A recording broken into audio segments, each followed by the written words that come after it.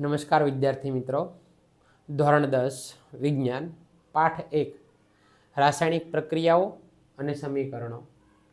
છેલ્લે આપણે ભાગ 2 ની અંદર સમતોલિત રાસાયણિક સમીકરણ વિશે વાત કરી હતી અને તેમાં આપણે એક સરસ મજાની રાસાયણિક પ્રક્રિયા લખી હતી અને એક કોષ્ટક દ્વારા ડાબી બાજુ અને જમણી બાજુ આવેલા પ્રક્રિયકો અને નિપજો ના તત્વોની સંખ્યાની ગણતરી કરી હતી અને એ તત્વોની સંખ્યા સમાન બનવાને કારણે તે સમીકરણને આપણે સમતોલિત રાસાયણિક સમીકરણ કહ્યું હતું.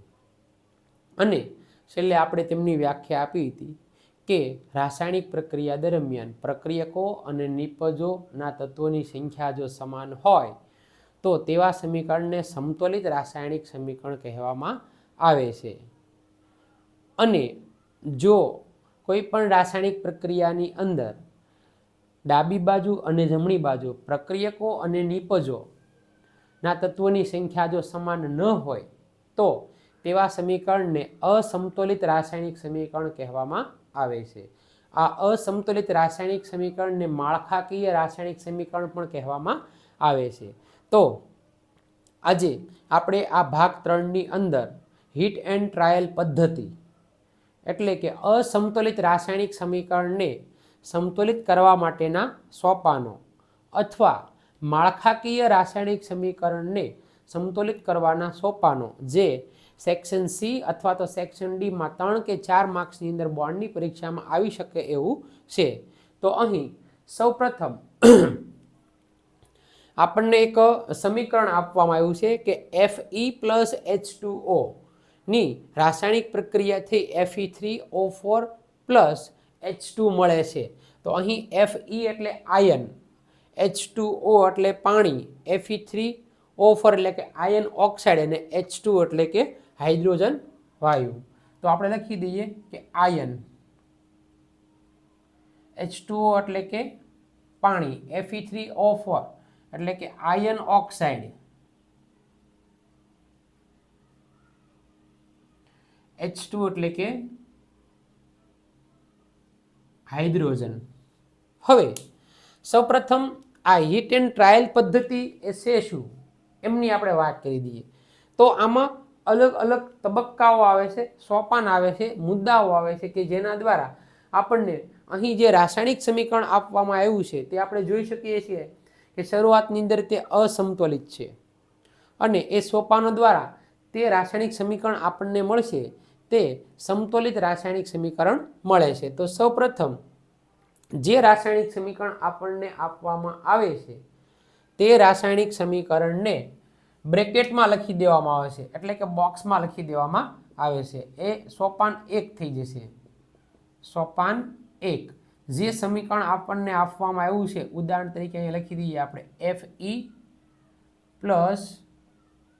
Fe+H2O એમની પ્રક્રિયા થઈ Fe3O4+H2. આપણે તમે બાળકો જોઈ શકો છો કે જે સમીકરણ છે એ જ સમીકરણ બેઠું જ લખ્યું છે પરંતુ તેને આપણે બ્રેકેટમાં દર્શાવ્યું છે,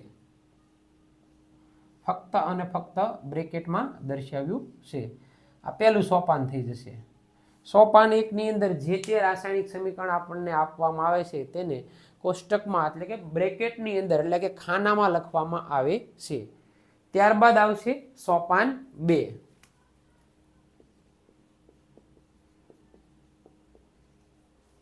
સોપાન 2 ની અંદર જેમ આપણે ભાગ 2 ની અંદર રાસાયણિક સમીકરણમાં તત્વોની સંખ્યાની ગણતરી કરી હતી એમ જ તે આમાં જે સમીકરણ આપવામાં આવ્યું છે તે તત્વની સંખ્યાની ગણતરી આપણે કોષ્ટક બનાવી અને કરવાની છે. તો સોપાન 2 ની અંદર આપણે આ જે રાસાયણિક સમીકરણ આપવામાં આવ્યું છે તેના માટે થઈને આપણે એક સરસ મજાનું કોષ્ટક બનાવશું જેમાં લખશું તત્વ, તેની ડાબી બાજુ અને તેની જમણી બાજુ.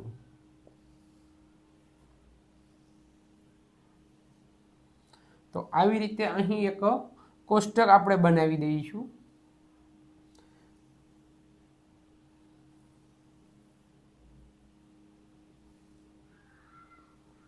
અહીં આપણે જોઈ શકીએ છીએ કે કોષ્ટકની અંદર Fe એટલે કે આયન છે હવે આયન છે તે ડાબી બાજુ 1 છે, જ્યારે જમણી બાજુ કેટલા છે? 3 છે. Fe3O4 એટલે 3 છે. ત્યારબાદ છે હાઇડ્રોજન, જે ડાબી બાજુ 2 છે અને જમણી બાજુ પણ 2 છે. ત્યારબાદ છે ઓક્સિજન, ડાબી બાજુ ઓક્સિજનની સંખ્યા 1 છે, જ્યારે જમણી બાજુ Fe3O4 એટલે કે 4 છે. તો સોપાન 2 ની અંદર આપણે લખવું પડે કે હવે આ જે સમીકરણ છે તેના તત્વોની સંખ્યાની ગણતરી કરવા માટે એક કોષ્ટક બનાવવામાં આવે છે અને તેની ડાબી બાજુ અને જમણી બાજુ રહેલા તત્વોની સંખ્યાની ગણતરી કરવામાં આવે છે. ત્યારબાદ સોપાન 3. સોપાન 3 ની અંદર સૌપ્રથમ કોષ્ટક આપણે બનાવીએ છીએ તો કોષ્ટકના આધારે જે તે તત્વની સંખ્યા સૌથી વધારે હોય તો સૌપ્રથમ એને સમતોલિત કરવામાં આવે છે. તો એને સમતોલિત કરવા માટે, એની સંખ્યા સમાન કરવા માટે તેને આપણે જે તે સંખ્યા વડે ગુણાકાર કરવો પડે અને આ જે તે તત્વની સંખ્યા જે વધારે હોય છે તે ડાબી બાજુ પણ હોઈ શકે છે અને જમણી બાજુ પણ હોઈ શકે છે. તો અહીં આપણે આ કોષ્ટકની અંદર જોઈ શકીએ છીએ કે Fe, H અને O આ ત્રણેય તત્વની અંદર ઓક્સિજન તત્વની સંખ્યા સૌથી વધારે છે અને તે જમણી બાજુ છે. ડાબી બાજુ ઓક્સિજન તત્વની સંખ્યા 1 છે.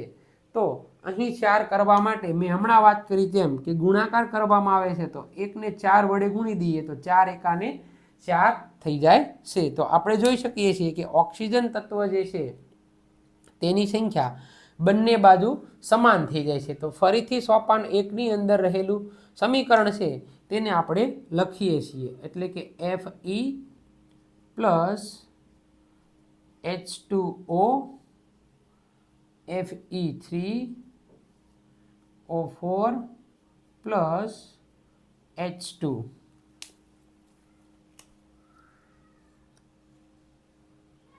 એટલે કે અહીં આ રીતે કોષ્ટક કરવામાં આવે છે અને ફક્ત અને ફક્ત ઓક્સિજનની સંખ્યા જે સૌથી વધારે છે 4, તો ડાબી બાજુ પણ ઓક્સિજનની સંખ્યાને 4 વડે ગુણી દેવામાં આવે છે. પરંતુ અહીં બાળકો આપણે જોઈ શકીએ છીએ કે ફોર H2O તો ઓક્સિજનની સંખ્યા સમાન કરીએ છીએ તો સાથે સાથે H2O એટલે કે પાણી, તો કે ઓક્સિજનની સાથે હાઇડ્રોજન તત્વ પણ જોડાયેલું છે, તો એની સંખ્યા છે એને પણ 4 વડે ગુણાય છે, એટલે કે 4 ગુણ્યા 2 એટલે 8 બની જાય છે. તો અહીં આપણે જોઈ શકીએ છીએ કે H2O ભેગા છે બ્રેકેટમાં છે એટલે આ પણ 4 વડે ગુણાય છે, એટલે 2 ગુણ્યા 4 એટલે 8 થઈ જાય છે. તો અહીં આપણે થિયરીમાં લખવું પડે કે ઓક્સિજનની સંખ્યા છે તે સમાન કરવા જતાં હાઇડ્રોજનની સંખ્યા વધી જાય છે અને વધીને તે કેટલી થઈ જાય છે? 8 થઈ જાય છે. તો પછીનો જે તબક્કો છે સોપાન 4.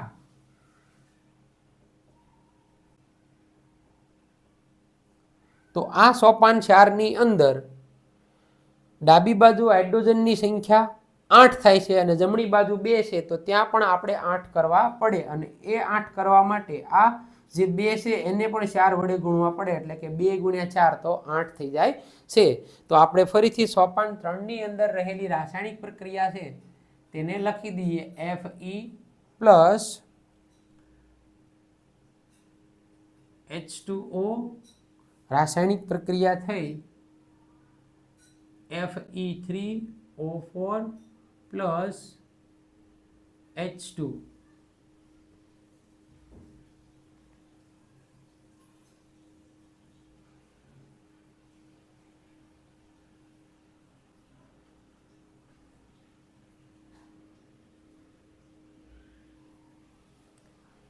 અહીં આપણે જોઈ શકીએ છીએ આ તો 4 ગુણાયેલા જ હતા એટલે એને અહીં 4 લખી જ દેવાના.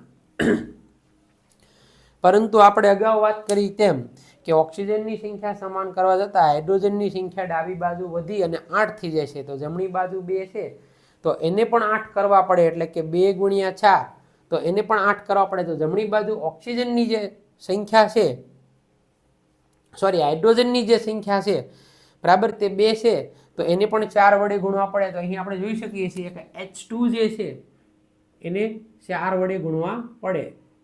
તો આ રીતના 4H2 બને છે. હવે આપણે જોઈ શકીએ છીએ કે હાઇડ્રોજન અને ઓક્સિજન બંને તત્વની સંખ્યા સમાન થઈ જાય છે. હવે ફક્ત અને ફક્ત એક Fe એટલે કે આયન તત્વ એક જ એવું છે કે જેની સંખ્યા અસમાન છે, જે ડાબી બાજુ 1 છે અને જમણી બાજુ 3 છે. તો આને સમાન કરવા માટે Fe ને ડાબી બાજુ 3 વડે ગુણો તો 1 × 3 એટલે 3 મળી જાય છે, જે આપણું સોપાન 5 માં આવશે. તો લખી દઈએ સોપાન 5. પહેલા આ બેઠું જ સમીકરણ આપણે લખી દઈએ છીએ. Fe પ્લસ H2O પ્રક્રિયા થઈ Fe3O4 પ્લસ H2 બ્રેકેટ કરી દઈએ.